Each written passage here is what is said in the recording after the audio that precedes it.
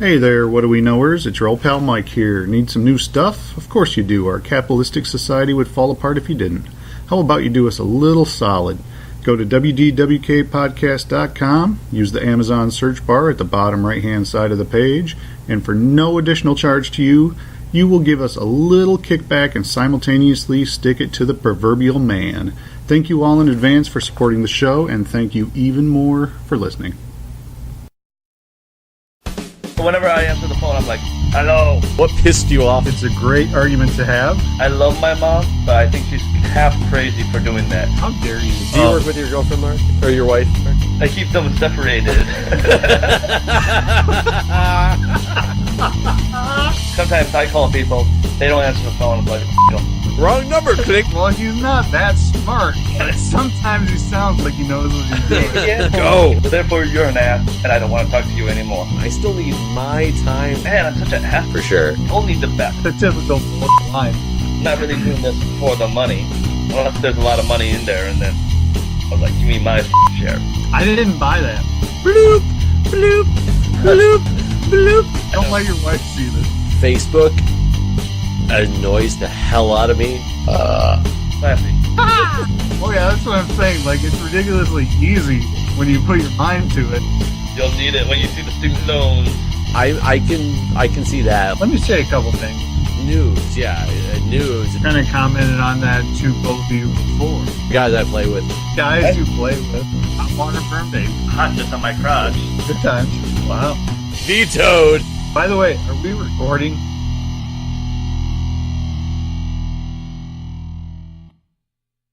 We legally have to put certain things in Spanish. Right. In certain areas. Is there a legal requirement that it has to be written in English? I think I have no idea, or actually. area. Right. Because the whole idea is America melting pot idea, but Do you guys put calorie counts on your menu in Japan?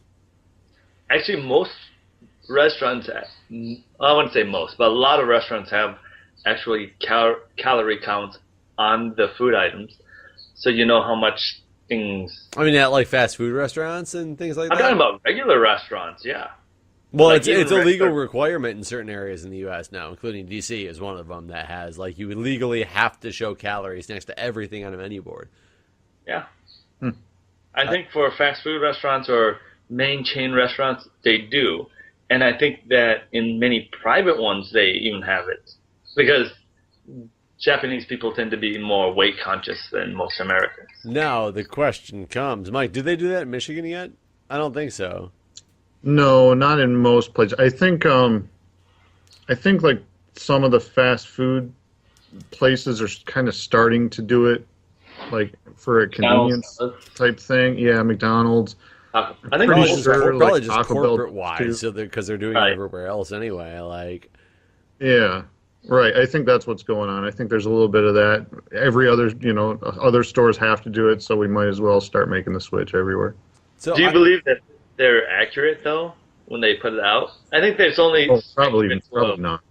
but mostly not accurate. I wouldn't think. I find it funny that you have to put the calorie count on food items, but not necessarily the price on a menu when you go to certain restaurants. You ever been to that restaurant where you look at the menu and you're like, I have no idea how much this costs because it doesn't tell me anything about the price on here? I don't go to places that are fancy. Not even fancy places. And the problem is when I walk into one of those, I'm like, I have no idea how much my bill's going to be because I have no idea how much this is supposed to cost. Like, I think that should be a legal requirement before calories. You have to put the price of how much something's going to cost if you're going to sell it to somebody. I've never had that issue. I was going to say, I don't think I've ever had that. Are you kidding me? Especially with drinks. Usually it's like the food menu will probably show you for the most part a price. If you're just going to The rip it off, drink menu will sit there and be like blank on the price column. And you'll be like, Okay, I know what you're talking about with drinks. Like, I've been to plenty of places where I've been to plenty of places that didn't even have a drink menu. So, I mean, pretty much you can order whatever you want, especially when you're talking alcoholic beverages and stuff. They know how to make it, but it's not on a menu anywhere. You have no idea how much it costs unless you ask. yeah, Really? isn't that annoying? not knowing how much you're about to pay because these are delicious. I'll take one more. Wait. Like, Are you I have telling no me idea how much that that costs. you go to places that they don't have the price on the menu. So if you buy, let's say, a Coke, and to you, a Coke might be like $1 to $2 reasonable price, and they charge you $500, that you would not be able to argue it? Would you not be able to argue it? I don't know, but yeah, I don't really know. I But mean, let's say they charge you $5 for that Coke. That seems like a pretty... I've had on numerous occasions gone to bars where I ordered something on that menu that I was like, it's a 16-ounce glass of the IPA or whatnot. I'm like, okay, this is probably going to be like $6 or something like that, and I get my bill and it's 12. You can't really argue that. Every sporting event I've ever been to in my life sells me a 20-ounce beer for $7 or something like that. No, but at least you know ahead of cheap time. for DC, by the way, but I mean, like, no, there's a difference between knowing that you're getting ripped off, right, and that's the problem. When I go to those places that don't have the price on the menu, I get really weary of what it's going to be, and well, then don't order it. I mean, on numerous occasions, I've ordered it, asking the person like, "Oh, how much does something like this cost?" And you'll get a look like, "Oh, I don't know. Let me go check with the server." And they never really come back with the price of something because that's a gimmick in a way that people make a lot of money, especially in a place that sells good food. People are going to be there with a big party, and they're just going to start ordering stuff. So one of the things that, because you're talking about things that they should be mandatory for food, is that the Supreme Court justices I think they just determined that schools are not required to follow the federal guideline for food for schools cafeterias. So like I just read an article talking about how Obama's wife, what's her name? Michelle Obama, the food for, like fitness food or whatever. It's Michelle Barack, by the way. I'm just kidding. Yeah, I'm just kidding. A little drunk. Yeah, Michelle Barack.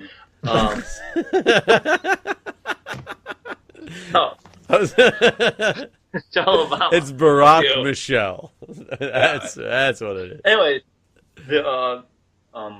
they determined that schools don't have to follow the federal guidelines for food costs or food health standards, which I'm not exactly sure what that means. But as far as I can tell, school cafeterias do not have to follow the government mandated health standards as long as they don't take federal funding for that. So school lunches now can feed their students anything they want without federal funding, as long as they don't have federal funding. I don't know. I didn't read anything about it. So yeah, so this is then you get the whole Hobby Lobby thing that's taking most of the news. But basically, it's saying that as long as they don't have federal funding, they can give students anything they want in school cafeterias. So, if they want to basically, you're talking non-public schools. No, I'm talking about public schools. What public schools don't take federal funding? No, federal funding for school lunch programs. That's a portion of the money they get for the school. What school would ever make a school where they didn't take federal money for their lunches, though? Because this is the argument. That because of federal funding, they get a certain amount of money given to the school for school lunches. But because students haven't been eating or taking the school lunches, that they're losing money for the school. If schools choose to give food that students are willing to pay for a profit, then not taking federal funding can actually give the school a net profit than a loss. So you're saying that they're going to start putting in like McDonald's or Chipotle or something like that in their cafeteria? That some schools already have. Oh, I see. Or whatever in their schools. Because I remember one of the things that I read an article about is Pizza Hut having a light version of their pizza that meets the federal standards, but they don't serve it in their own restaurant for whatever reason. But basically, students get paid to have Pizza Hut pizza. But now that because of this new ruling, basically, as long as they don't, they can get a full deep dish and not worry about it. Well, basically, without federal funding, they could allow the students to buy basically whatever food they want and make a huge profit off of that. So they don't have to worry about the students' health at all. I have a feeling, man, I don't know. It's such a slippery slope. Isn't that it's messed up? It is messed up, but man, I feel like they'll reverse that somehow. I don't think the government's going to let that go through. I would be surprised if I would be surprised that it got through.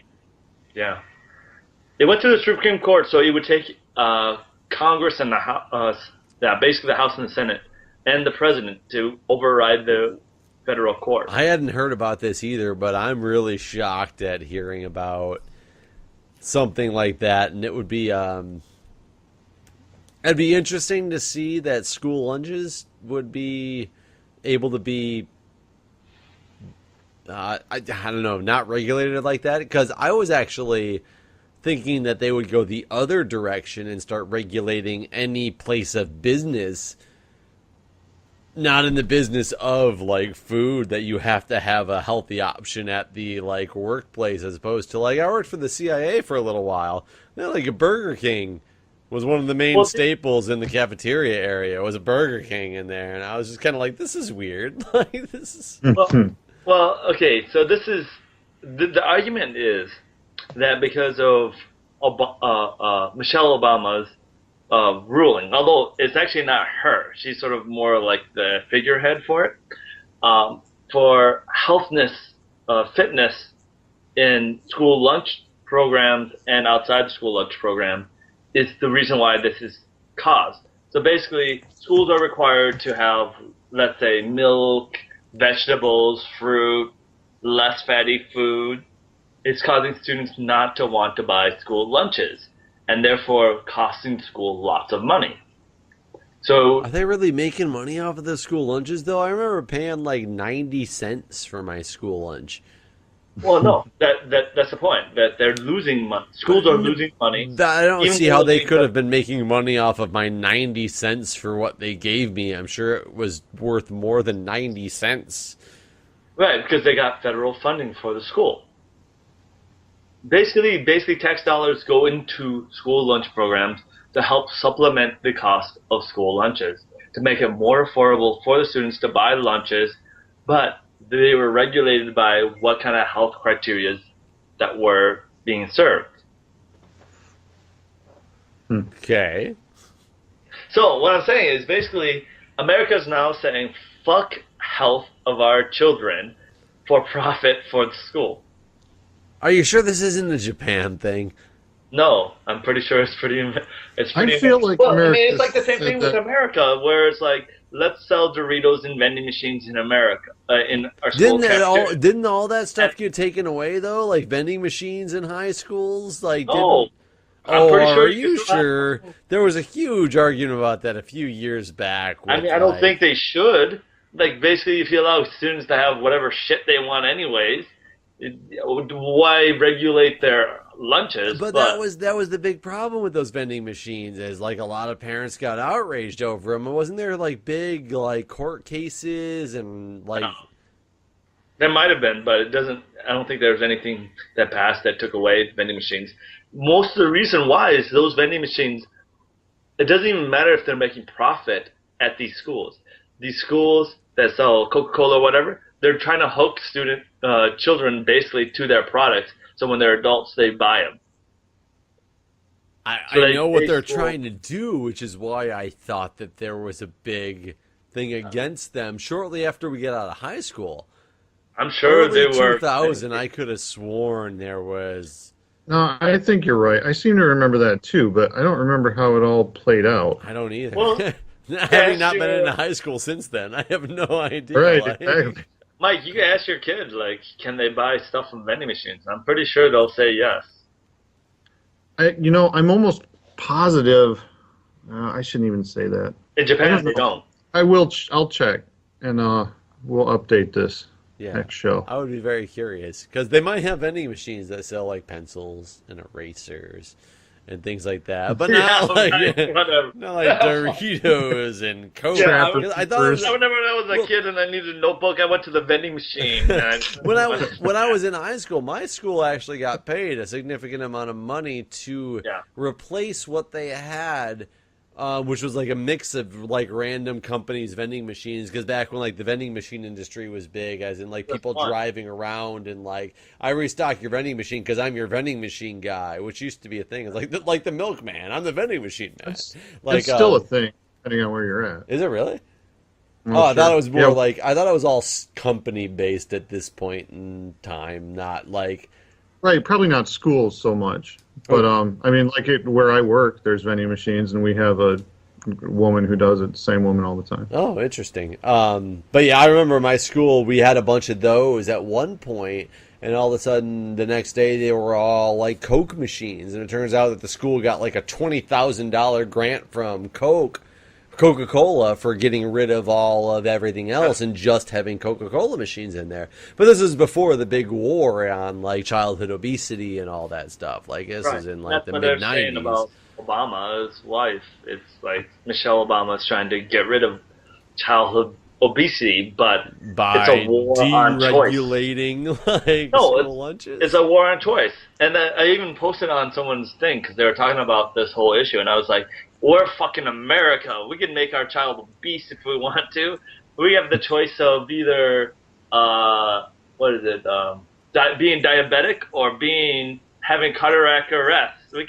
We're America. Cardiac arrest. It's a great disease. That's when you start breaking out the shins. Shins for cardiac arrest. But I mean, like, basically, that's the whole point, is that do we as a capitalist society allow anything to happen?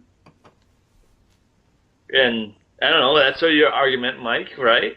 That businesses can choose to do basically fucking whatever, and therefore the free market will decide if it's a viable option.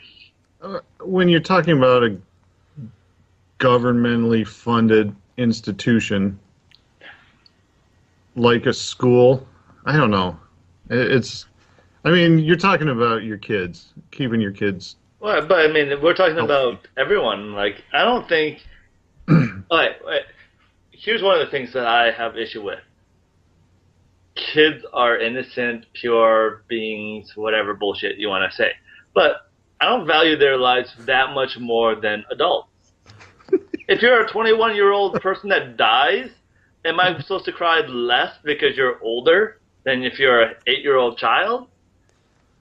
I think 8-year-old doesn't know enough to protect themselves. Yeah, societal standard would say, yes, you probably should cry less. Yeah, standard-wise, but I mean, I don't know, isn't there like a whole life is life? I mean, I guess I understand completely what you're saying, Mark, like being the case, but I think the argument with the school lunches is, as Mike alluded to, you know less and you can't protect yourself as much as a child.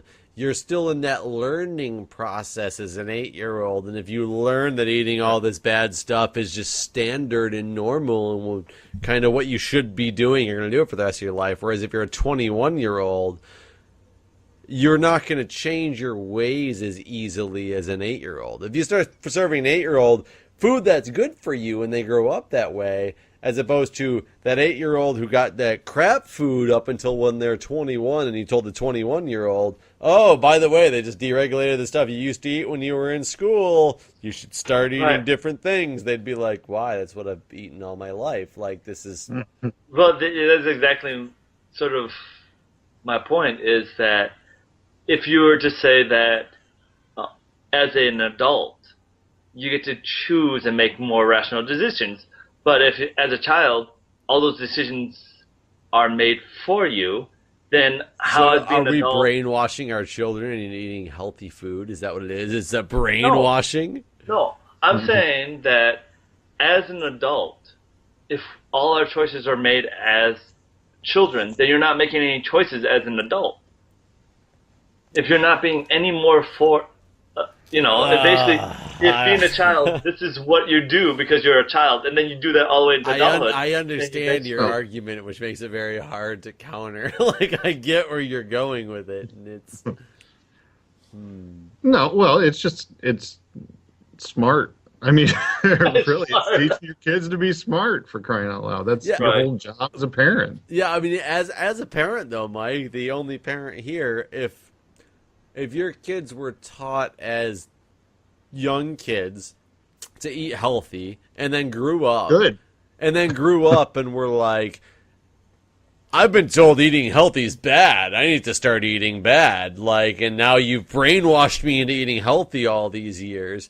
I mean, it's kind of like they learn one thing as a kid, and when they grow up, do they have as much ability to change it? Like, I'm trying to show the tables being turned. Like, what if it turns out healthy food is actually really bad for you, and bad food is where it should be? Like, questioning like eggs. Like, as a child, were eggs healthy or bad for you? Because eggs were good as long as they were cooked. But the thing is, back then, although they are now, but back then, like, raw eggs would be just fine.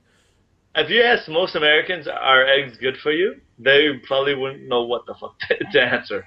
Because eggs have been shown to be very good and very bad and very good and very bad again. Eggs have all the proteins in them. It's the problem is the yolk.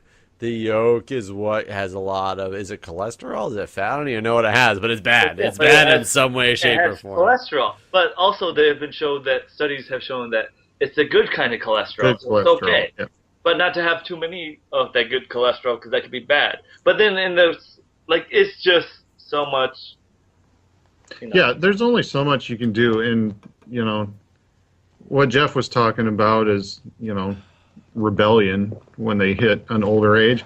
Well, that's always something you're going to look at if you hit any topic too hard. Like, I mean, kind of the stereotype is like Catholic school rebellion, But yeah, sure, you can overteach your kids stuff for sure. And if we know people who growing up were kind of over the top. Their parents were over the top with things, and they swung back the other direction. My point is, we tend to say that children tend to be more innocent in the way they view life. But if we view that habits that children have go into adulthood, then how is that any more innocent? Like, if you're as an adult, you basically have your views and beliefs based as a child, then you're just as innocent as an adult as you are as a child. And while granted that you tend to learn how to make more rational decisions as an adult, it's not necessarily the case for everything that you do as an adult. Right, and this goes back to being a good parent. Is if you teach your kid why they should be doing something rather than just do it because I say so. That's kind of one of the challenges of raising a kid, is not teaching them to be a robot. Is teaching them how to make smart decisions based on the available information. That sounded very robotic to me, Mark. Say that again. I'm just saying that, is that really true how we do? Is that something that we really truly do with our children? Because, I mean, if I were to say, if we were to say that during elementary school to maybe even junior high to high school even, would you say that many of the practices that schools teach tend to be very liberal or Republican in thought? Like, we tend to teach save the environment, save the animals, plant a tree, but also that we should use science and reason and I'm not saying that necessarily. Those all seem very like liberal point of views. Go No, on. but like evolution and such like that, that's very maybe non-conservative in thought. So therefore, as an adult, I don't. You could go to Texas if you want a different like opinion on that stuff. Or send your kids to private schools. Well, what I'm saying is that as children, we tend to indoctrinate them in a certain way of thought that may be leaning more toward a liberal thought, but we're not necessarily teaching them many different views and then to rationalize for their own thought, because as children, they have a very hard time logically rationally. You're saying that the children of Democrats are going to be Democrats, the children of Republicans are going to be Republicans, based on just upbringing and hearing the same type of thing over and not over always, and over again. but of course, not always, but in general. And I agree. I agree with that. I think that's very. I think that's very true. People take a lot of what their parents are and become that exact same thing, whether they should or not, just because that's their upbringing. Like, right. Well, I mean, that. when it comes to, let's say, religion, how many atheist children come up and say, like, I want to be a Mormon now? Not very frequently. But if you're living in a Catholic religion, I would say a good 75 to 80%, if not more, are going to end up being sort of like that Catholic bringing. And I'm not what about Kim Jong Un? Oh wait, well, yeah. That proves your point. Anyways, how about? I'm just saying that even without the religious connotations about it, if the way you eat as a child is pretty much how you're going to eat as an adult. I'll give Matt an example. Like, he grew up eating mac and cheese and hot dogs, and as an adult, he pretty much eats mac, cheese, and hot dogs. I still love mac and cheese and hot dogs, and I didn't eat them that much as a child. I will say that, but I mean, I started eating them because they were cheap, and I was broke. Right, exactly. And those fit the bill, along with the ramen noodles. Ramen noodles, there you go. But I mean, I read this book by Bill Bryson, right? And he's American that lived in Britain, visited America once in a while. Anyways, his thing is, growing up, he was limited on the food variety that he was able to eat. Like, in his little podunk town, they didn't have that many Italian food, not that many Indian food. But as a child, if you don't get exposed to that much foreign ethnic food, as an adult, you're less likely, not always, but less likely to enjoy ethnic food. I agree. I hate Indian food. And it took me a long time to even try it because it was scary to me, because it was some random thing that I'd never had before as a child.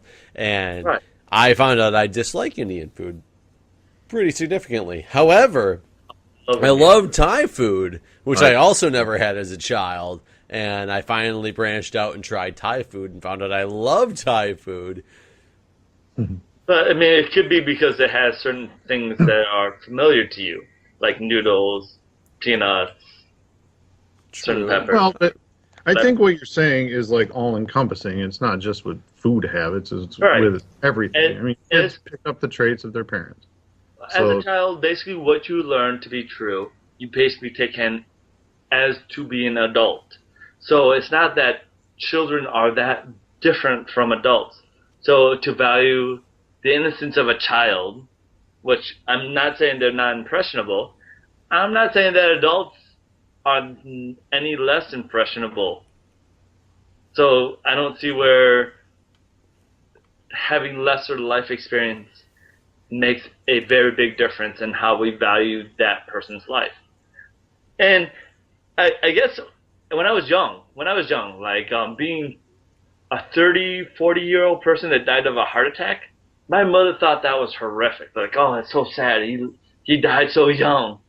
And as being like a 12-year-old, I was like, what do you mean? He lived a full fucking life. Like he was all good, maybe grandfather by then person, right?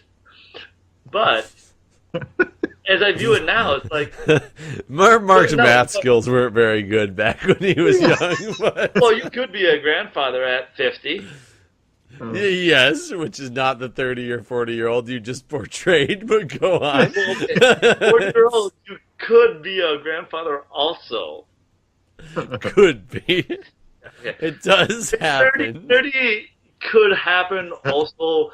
That would be a pretty weird situation. 36 to 40 could definitely happen. 2 18-year-olds having kids. I mean, that's feasible. You could be younger than that, and yeah, I agree. But anyways, go on.